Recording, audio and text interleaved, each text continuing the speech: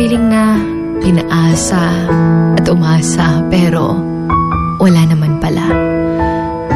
Wala naman pala tayong aasahan.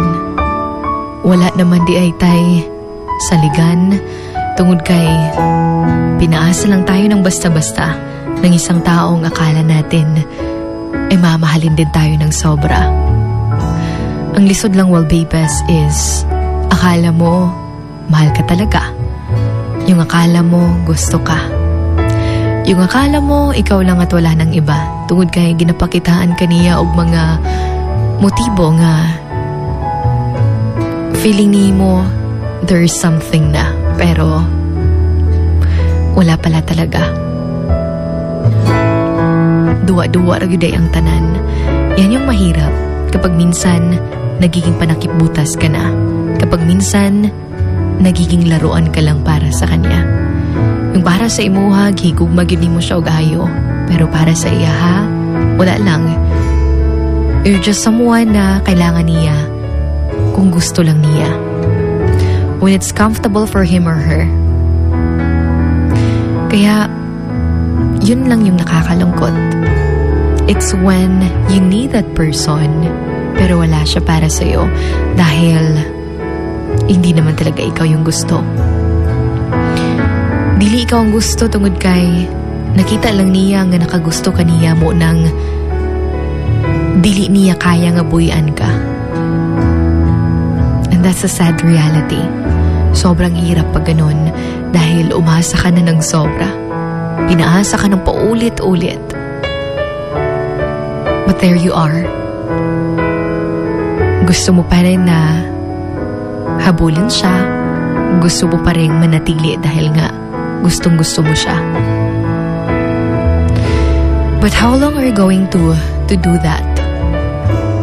Ilang beses mong ilalagay yung sarili mo sa sitwasyong ganyan. Yung parating ikaw na lang. Yung ikaw yung nagbibigay ng lahat-lahat. Yung ikaw yung parating nasasaktan. Yung ikaw na lang parati yung nagdadala sa kung anong meron kayong dalawa. Pero yun na nga, wala lang para sa kanya pero sa'yo, sobrang lalim na. Lisod kaayo pag naataan nga point na kung saan akala mo kayo talaga. Although dawat ni mo nga wala lay label tungod kiningon siya that there are things na need pa rin yung i-focus. Pero you will stay sa kung saan kayo ngayon. At ikaw na ba naniwala because you really love that person. Pero yung hindi mo lang nakikita ay unti-unti ka na palang ginagamit. Dahil kaya mong ibigay yung mga bagay na hindi din kayang ibigay ng taong mahal na talaga. Mo nang lisod. Lisod kayo sa feeling naa ka para niya pero siya wala siya permi para nimo. Lisod lang tungod kay nisalig ka nga siguro na ay kamong duha pero para niya duwa-duwa ra. Kaya Walbabas, when you fall in love, lagi niyo pong tignan, hindi lang basta-basta feel eh. It's also about knowing everything. Dapat knowledgeable enough tayo dahil baka totoo yung nararamdaman mo para sa kanya pero hindi pala totoo yung nararamdaman niya para sa'yo. At yung mahirap, minsan mas nangibabaw kasi yung nararamdaman dito. Yung nararamdaman ng puso natin. Tapos nakakalimutan natin na dapat po na ikaw maminaw, ani. Dapat na maminaw sa tuang huna-huna. Na hindi pala talaga lahat ng mga nararamdaman natin ay dapat pinapairal natin.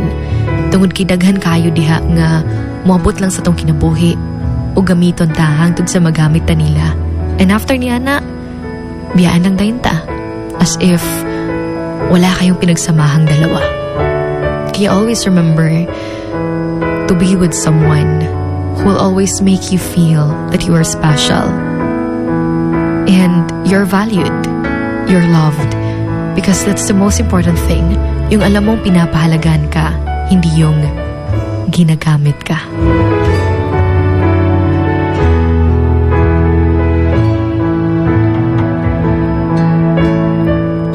emotions going wild with your Hugot Babe, Sugar Dolly, right here on Wild FM 103.1.